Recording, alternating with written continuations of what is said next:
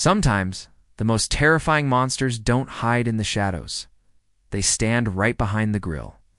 This is the gruesome true story of Joe Metheny, the man who turned murder into meat. Born in 1955, Joe Metheny grew up in Maryland, living a troubled life marked by drugs, violence, and rage. By the 1990s, he was a heavy-set man who looked like an ordinary worker. But inside, his darkest urges had already taken over.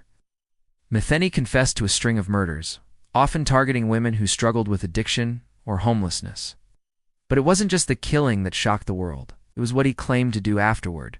Metheny said he butchered his victims, storing the flesh in a freezer. Then, he mixed it with pork and beef to make burgers. And what did he do with them? Served them from a roadside BBQ stand in Baltimore. No one can tell the difference, he allegedly bragged.